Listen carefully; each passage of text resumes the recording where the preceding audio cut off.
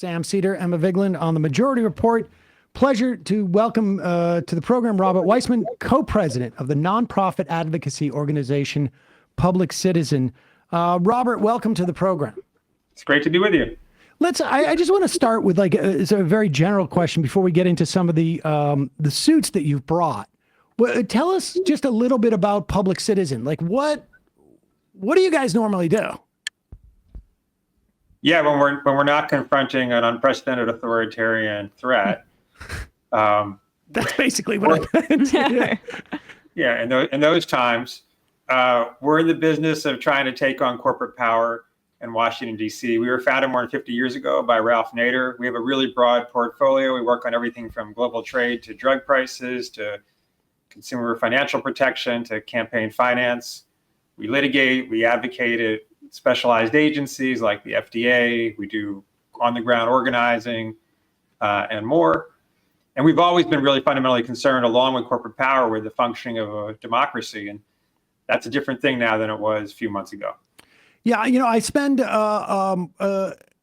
every year, usually twice a year, but sometimes once a year, I go to a tort conference, a mass tort conference, and interview a lot of litigators who fight corporate power in many instances, and as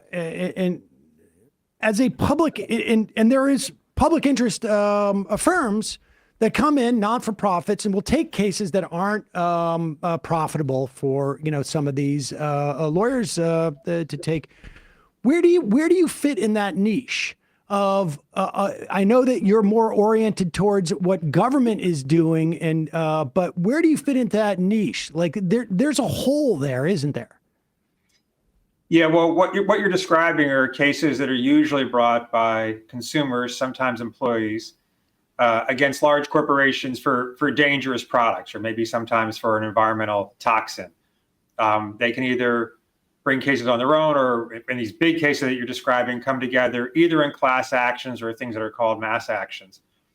And there's a whole trial bar that specializes in bringing those cases.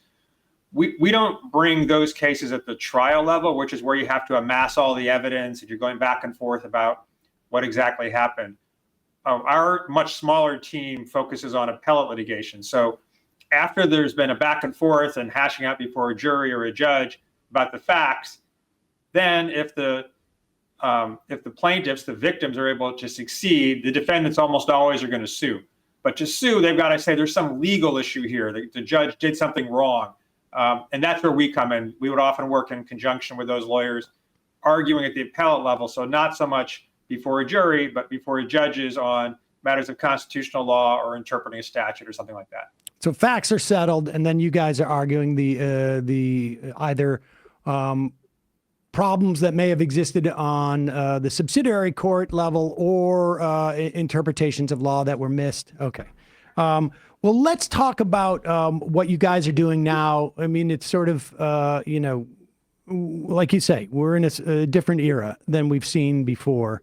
Let's start first with the National Treasury Employees Union versus Russell Vogt. Russell Vogt being the OMB chair, also one of the key architects of Project 2025. He was Trump's OMB secretary in the first administration.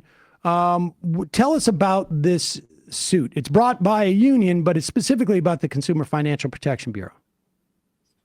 Right. It's about the effort by the Trump administration, which includes, on the one hand, Elon Musk and Doge, and on the other hand, Russ Vogt, who's probably the most important person in the administration, not named Elon Musk, to shut down the CFPB.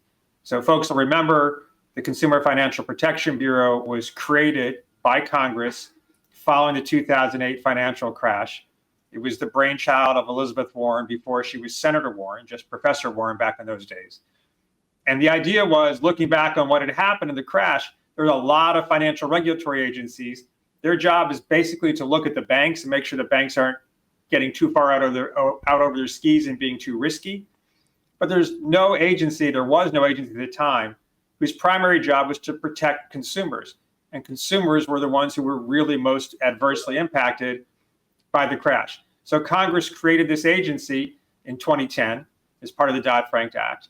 It's been a great success, especially in the last 4 years under the Biden administration, under the leadership of Rohit Chopra, who is probably the most effective consumer champion in government in the last 50 years. It's returned more than $20 billion to consumers. It's stopped all kinds of predatory activities by payday lenders, credit card companies, big banks, student lenders, and more. It had issued recently rules to protect consumers against rip-off overdraft fees or having medical debt attached to your credit report. A lot of really, really good things that have protected consumers, which is exactly why Russ Vought and Elon Musk wanted to shut it down. Elon Musk had the extra interest of the fact that he's trying to turn Twitter X into a payment processor, which would in fact be regulated by the CFPB if he's able to do that. So he was trying to shut down the agency that would regulate his business. They were going in typical Doge fashion, just basically trying to empty the building, fire everybody, end all the contracts, and in this case, literally delete every record the agency had ever accumulated.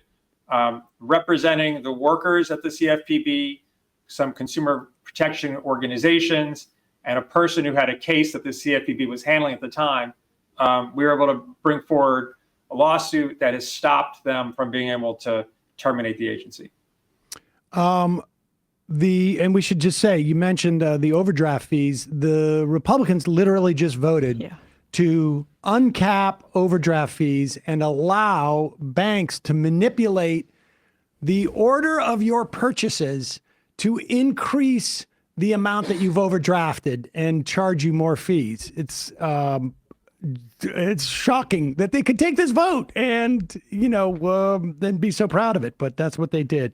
So what is different about this case as opposed to like stopping what they're doing to USAID? Like, do you need to have a specific plaintiff who is specifically impacted here to bring this case, as opposed to they're doing the same thing with the USAID. They're doing the same thing with like the museums and libraries. They're doing the same thing with the International Peace Organization. There's so many different agencies, but you need to have a specific plaintiff. Is that it? Yeah, that's right. And we've been doing the USAID case as well. So to bring these lawsuits, you can't just say, hey, what they're doing is illegal. By the way, it's always illegal. It's almost always in violation of the Constitution. To be able to bring the lawsuit, you have to say you are directly affected. That's the idea that people may have heard of, that you have to have standing to bring the lawsuit. And the way the conservative courts have worked over recent decades, it's hard for consumers or the public to show standing. Corporations, by the way, almost always have standing to bring challenges to government action. They say, hey, we're directly regulated. We have standing. The courts agree. So in these cases, it's been challenging, but we were able to do it effectively in the CFPB case by having the employees, but not just the employees, also people, organizations like the National Consumer Law Center that uses the research that the CFPB produces, and a person who had a case that was being managed by the CFPB and halted because of the efforts to close the agency down. By contrast, by the way, at USAID, we represented the employees there, and then we brought Oxfam in as a plaintiff as well. But because of the employees were involved, the judge said, hey, this is not really an issue about shutting down the agency. It's really an issue about laying off all the employees. If this is an employee issue, you've got to handle it through this administrative process that the government has to deal with employment issues. So that's been a problem we've had in the AID case, but it's not been a problem in the CFPB one. What is the case? I assume that there was I assume it's not statutory. I assume there was some type of Supreme Court case, but you point out that corporations almost have standing in every case against the government. It seems to me as a citizen, like all of these agencies on some level exist ostensibly for my benefit. Right. And so if they're being undermined, it seems to me I should have standing. Why don't I? And I'm not just talking about me, obviously. Right, Emma, but like the maybe not so much CFPB, that, but the CFPB, for example, you said that 20 billion figure in terms of what they've returned. That's been across over 200 million Americans in terms of like how the CFPB has helped them. and we don't know how many it's helped just by existing, Right. so that, people don't break the law. Like, I mean, so how is it that I don't have standing? Well, you should. We all should. 50 years ago, we probably would have, or at least you would have, if, say, an organization like Public Citizen said, hey, we've got lots of members and they're affected, we would have had organizational standing. And that was permitted 50 years ago. But there's been a steady effort to restrict standing primarily on behalf of corporations. Again, in non-authoritarian times, that's the context we're normally talking about this in. So corporations can always challenge a regulation issued by a government agency almost without fail. And they succeeded in stopping almost every single one that the Biden administration issued. But it's generally really hard for consumers or the public to do it, not because it should be, but just because of how the law has evolved. Is that a statute? Is that statutory? It's not a statute. The idea of standing is a constitutional concept. And so the Supreme Court has just changed what it means to have standing. Okay, all right. That's the Supreme Court has ruled, and they've done this in I don't know if it was Concepcion, the AT&T and Concepcion sort of added to it, but there's a whole body of law that they have basically. It's been a steady march, for 40 or 50 years. Closing the courtroom doors to citizens is really what they've been up to. Right. What is the status of this case? So at the moment, you've got a preliminary injunction against, I guess, Doge from doing what? Like, in all of these situations, it feels like, and in some instances, they've been ordered to rehire the employees, but then they sort of like, well, we're not giving you back pay. In one instance, I think it was at the USDA, if I'm not mistaken. And they just make it broadly difficult. Like this is about bailing water, essentially, isn't it? Well, hopefully it's a little more than bailing water, but the point is right. Like even when we win in these cases, and these are all still early phases, not the earliest phase, but preliminary injunction, not a final resolution of the case. In every instance, we're seeing the administration, at best, slow walk the implementation of what a judge tells them to do. And in a lot of instances, go a lot slower than that. But in this case, we've stopped them from shutting the agency down. We've stopped them from formally firing everyone. We've stopped them from canceling all the contracts they have. They've got a lot of outside contractors who do the business of the CFPB. We've stopped them from what we think they were planning to do, which was literally hit a button and delete the entirety of the records they've created over the last dozen years of operation. So that stopped. Things have been in ferment today, but the short version of a long procedural story is that the government is trying to appeal the decision. So, I mean, largely as a strategic matter, is like one of your primary goals, and I'm looking at, a whole series of cases that you have involving the government or sort of subsidiary elements. Is it just to basically maintain the structure of these things? I mean, obviously, a Trump administration Consumer Financial Protection Bureau is not going to aggressively go after banks or fraudsters. I mean, they're just not going to the extent that there are people who are still working there who want to. The political appointees are going to be putting the kibosh on that in every way they can come up with. But this is really about, or from your perspective, maintaining the structure of these entities so that in the event there's political change, these things will still exist and don't have to be built from scratch. Yeah, that's pretty much right. I think what we could say is, in the first Trump administration, they put someone in charge who did it at the CFPB, who was pretty hostile and didn't really want the agency to do very much. But the agency did continue. It did, for example, maintain its database where it accepts consumer complaints and sort of deals with individual consumer complaints.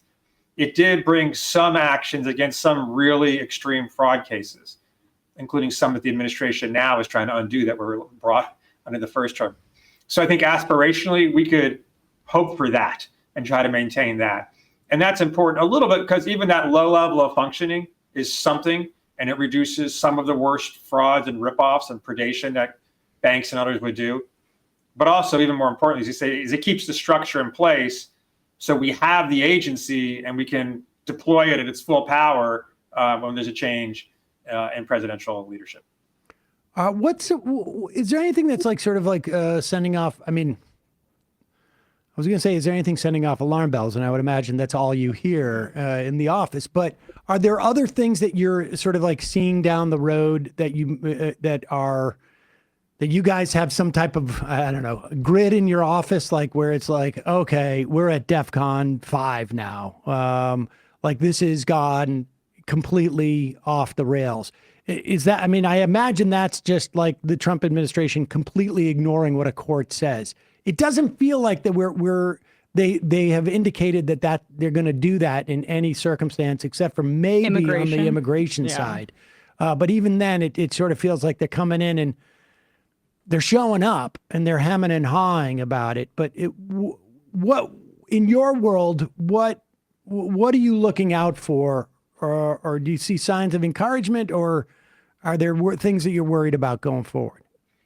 Yeah, I think there's a few things. One is, they're still going to try to mow over more agencies. So we just had the carnage at the Department of Health and Human Services earlier this week, and there's still other agencies. So, we're going to try to pick up the pieces and defend some of the agencies, the sub-agencies inside Health and Human Services that have either been cut so deep that you can't really say it's there anymore, or where they're trying to close it down pretty much altogether. For example, one that's not gotten to get very much attention, the National Institute of Occupational Safety and Health, like the part of NIH that studies worker health and safety, they're trying to obliterate it altogether.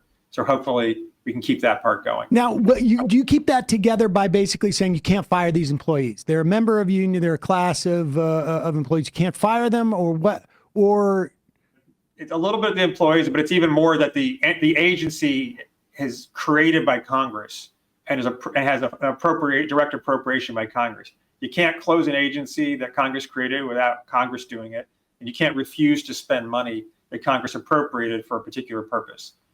So I guess the next thing is there are some issues that are going to go to the Supreme Court for sure.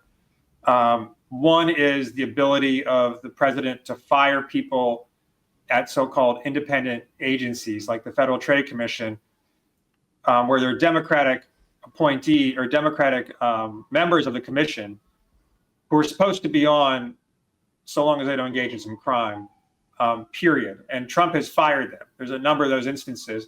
That's going to get to the court very soon. And then the even bigger issue, which you're alluding to, is what happens when the president says, I'm not going to spend money that Congress appropriated? That's plainly illegal. There's a law called the Impoundment Act that prevents the president from doing that.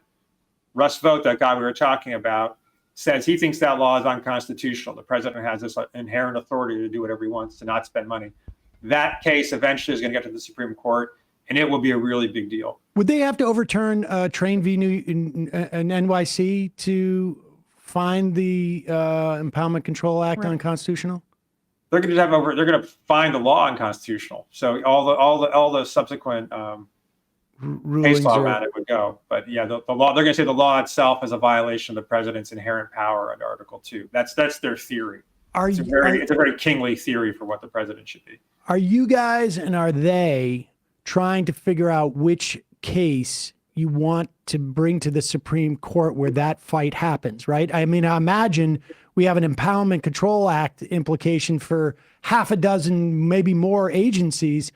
Do you as lawyers sit there and go, this is the agency and this is the circumstance, this is the case we want to get to the Supreme Court because this one gives us the best argument under that law? You try to think about it. You don't really have control necessarily. And also, a lot of this depends on timing. Like, does it feel like it's really ripe? So they've got a year to spend, an appropriations fiscal year to spend the money. If they say they don't announce, but they just close down an agency at the beginning of the year, well, they could still spend the money. If you say they're not spending the money, they'd say, yeah, we're going to do it later on. So there's some timing things, some issues around different agencies. And they can't shift it. Get there. And there's already been a case under the first Trump administration where they shift that money maybe to, build the wall or something. But I would imagine it's a much harder argument to take money from OSHA and build the wall than it is from like the Pentagon and build the wall. Right. There are a lot of overlapping factors when you have complete disregard for the law as they do. So it's exactly what you said. Another thing that came up in that case, and will come up again, is, well, what if they declare a national emergency of whatever kind? He's declared a lot of national emergencies so far. So the president has a lot of emergency powers. Is there some constraint on deciding when there's an emergency? How does the emergency thing overlap with the impoundment? So the case may not be completely clean. That's what's happening with the Alien Enemies Act right now, too. Does he have the power to invoke that just willy-nilly? Exactly. It's actually relates to the tariff authority. That's an emergency. He's declared major national a series of instances around energy issues. So a lot of the stuff to sort of drill, baby, drill is under the guise of there's a national energy emergency. By the way, the national energy emergency executive order says we need a lot more energy, and it defines energy to exclude solar and wind. Everything else is energy, but not solar and wind. So it's really a national energy-ish emergency. Right. A national big oil emergency. Lastly, the budget resolution that I should say the continuing resolution, which is really not really a continuing resolution, but ostensibly that was just passed a week and a half ago.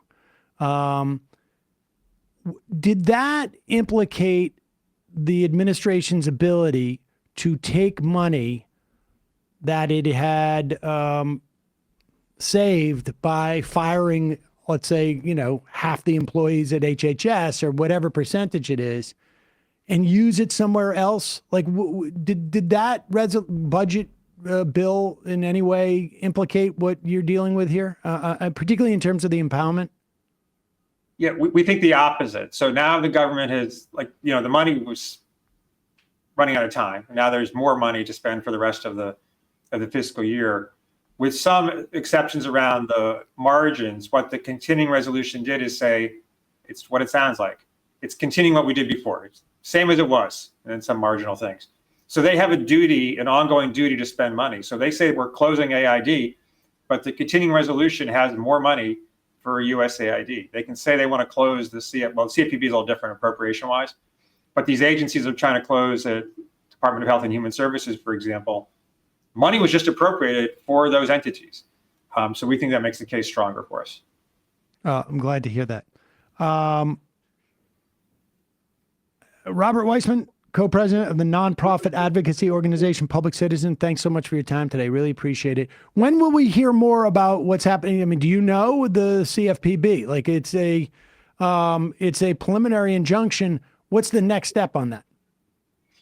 Well, they're appealing, actually today, and asking the appeals court to overturn the preliminary injunction. I think the appeals court's going to decline to do that. We want a really good decision in that case. The judge gave a 112-page decision, was very specific about why the government was operating improperly. When they said, oh, we're not really closing it down, she went through a lot of detail about how they were. When they said, oh, we'll at least maintain what the law requires us to do, she cited them saying, well, we can't actually tell you what our statutory duties are. It was also a pretty spicy decision. So we really were happy with that. But it's a strong decision. It'll be hard to overturn that one. The first line of the memorandum opinion is CFPB RIP. Elon Musk said that back in February. That sort of, I would imagine, is a little bit damning as to what they see they're doing. But again, Robert Weissman, thanks so much for your work. I really appreciate it. And thanks for coming on. Great to be with you. Thanks so much. Thank you. Hey, folks, don't forget to hit the subscribe button and check out our daily show. We do it every day at 12 p.m. Eastern for about 2.5 hours. We even take phone calls. You should check that out.